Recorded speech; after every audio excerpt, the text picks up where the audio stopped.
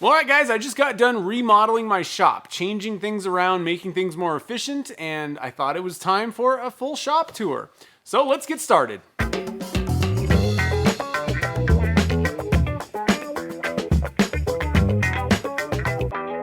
So it's been a couple years since I really did a big shop remodel where I, changed things around and kind of planned, the space a little bit differently.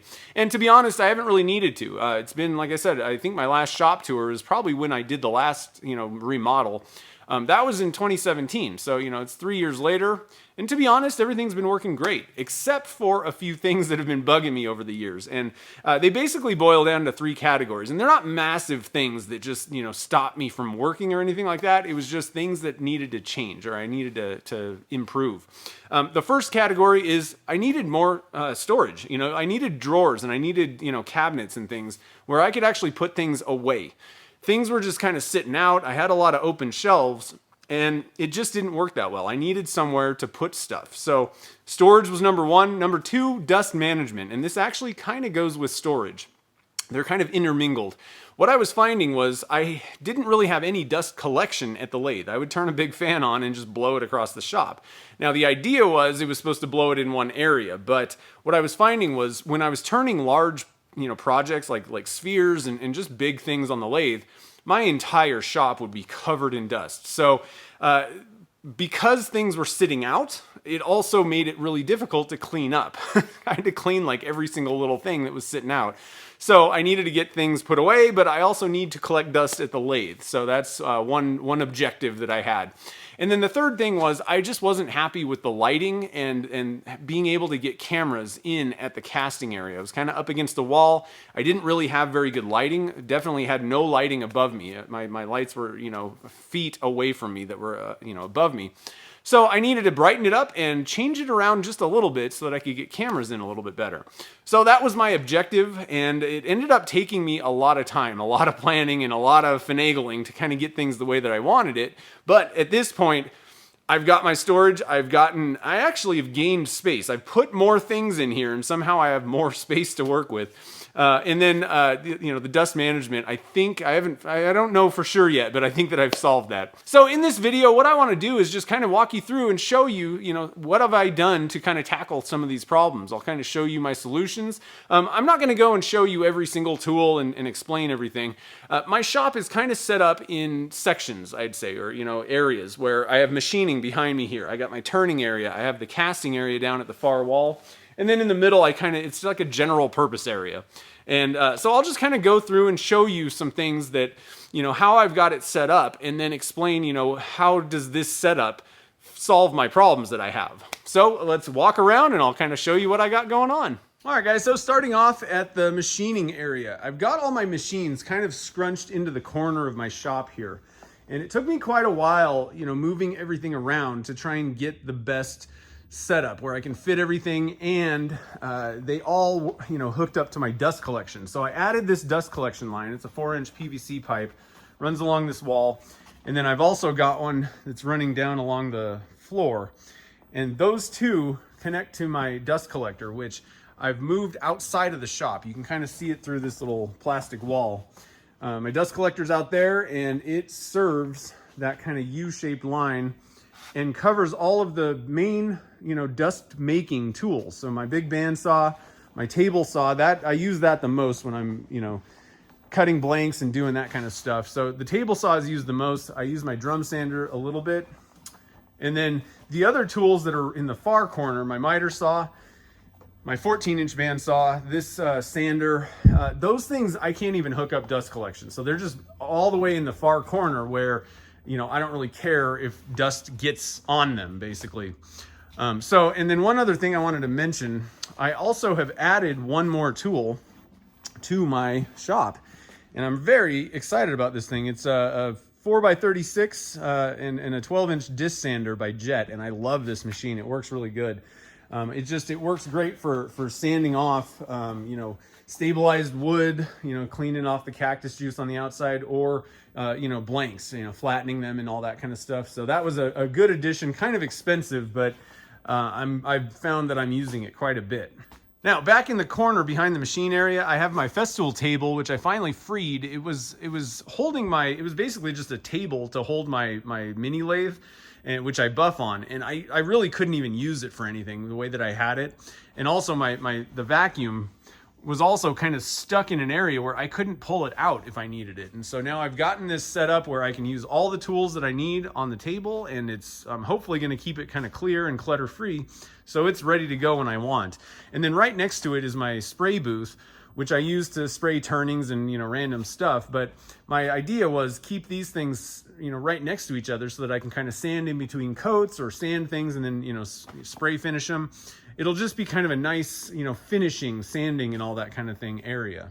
Now, moving into the center of the room, I have my assembly table and my mini lathe, which I set up as a buffer usually.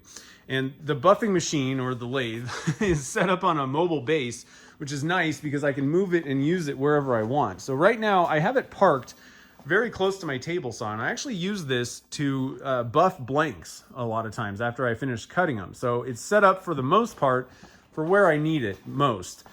But it's also right next to my lathe, so I can just kind of turn that, you know, the mobile cart sideways, and when I'm done turning something, I can buff it right away. So I really like that setup. Let me get an angle from here so you can kind of see the lathe area. So it's just right there. I got a plug hanging there, so pretty awesome. Now, the other thing that I love about this is my big assembly table's right in the center of the room, and my plan is to keep it uncovered. You know, use it for certain things, but try to keep it uncluttered. Don't just drop things on it. Most of the time, it was halfway covered with just junk, the way that I had it before. And so now, the plan is to hopefully keep this thing clutter-free so that I can use it for whatever project I want. And one of the projects that I have in mind that I want to do is a resin river table, like a full size. And I just really never got on that because I would have had to, you know, rearrange the shop to get space to put it on. Now I got it, you know, free. I can do that. Another project I want to do that would require something, a big table, is building a snowboard from scratch. So really happy with how the center of the shop, that table is totally accessible on all four sides. I got plenty of space.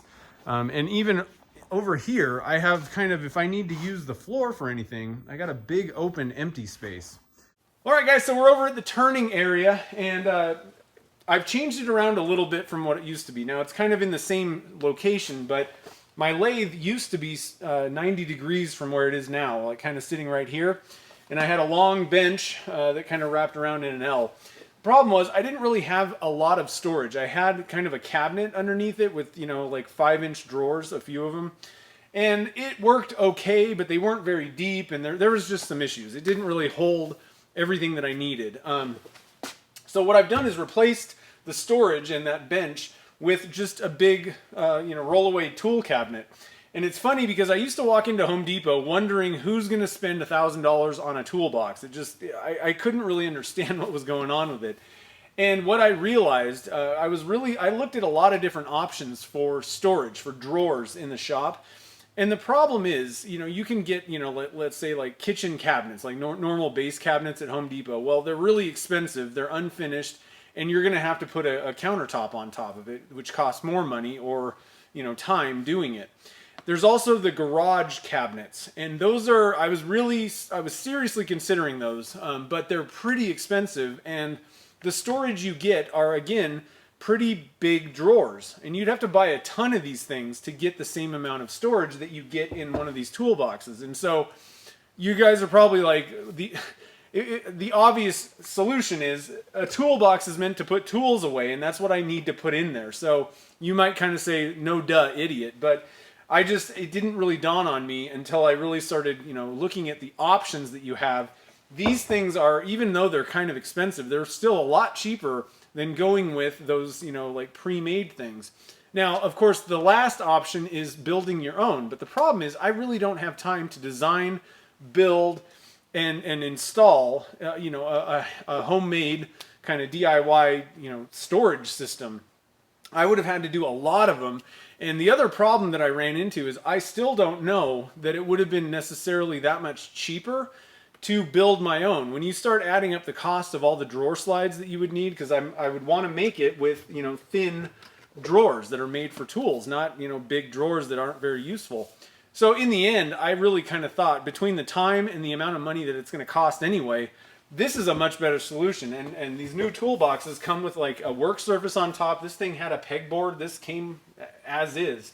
So I got all my stuff, all my turning tools are in here. And I ended up buying actually not only this one, but 2 other toolboxes for different areas. One thing that I want to do is try and get dust causing machines, dust creating machines down at this end of the shop, you know, as far away from the casting area as possible. So I flipped the lathe 90 degrees, and that way, you know, it's a little bit further down there where I'm creating the shavings. And what it's done is given me a little area where I can put a dust collector. I never really wanted to have a dust collection system set up because I'd have to be moving the dust collector around. It'd be in the middle of the shop.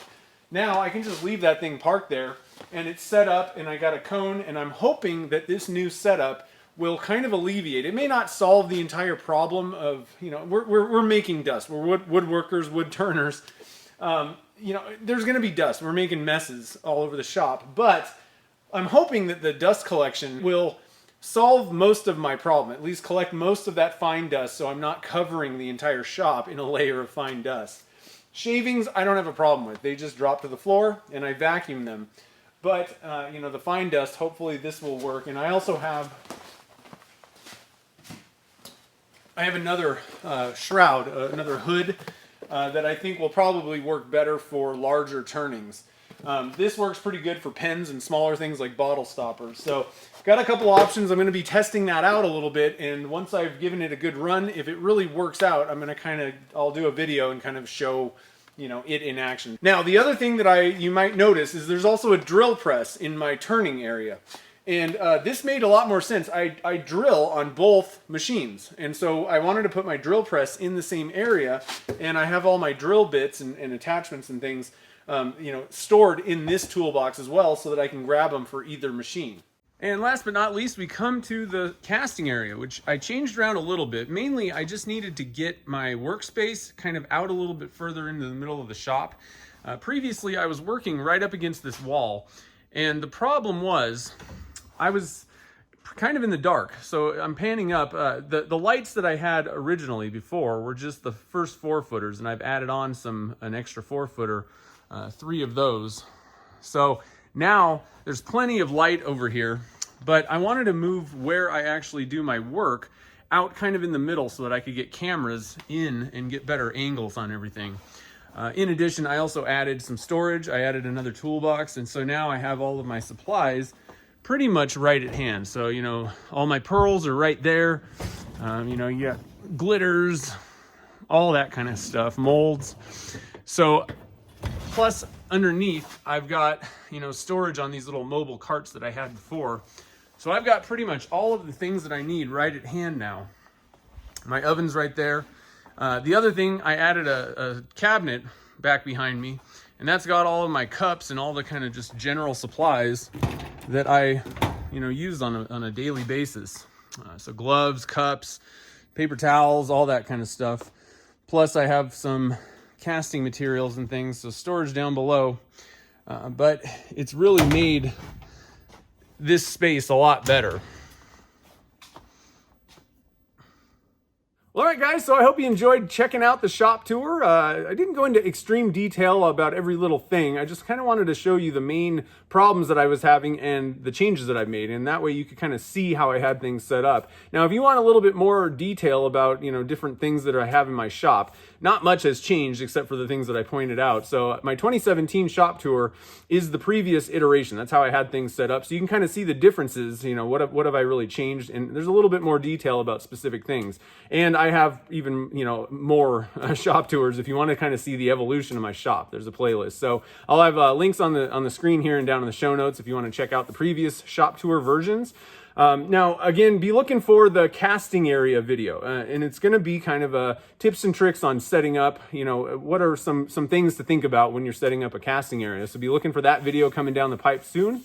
And if you guys have any tips or tricks or suggestions on, things to think about or ways to set up your shop, definitely leave those down below in the comments. Let's start a discussion and, throw out your best tip. I know that everybody kind of struggles with this. You set up your shop, but the problem is you're kind of in your own little world and maybe you didn't think about some things. So hopefully we can kind of share our best tips and tricks down below. And if you have any questions about my setup or maybe even have suggestions for my shop, definitely let me know down in the comments. So I guess until next time, guys, thanks for watching this video and happy casting.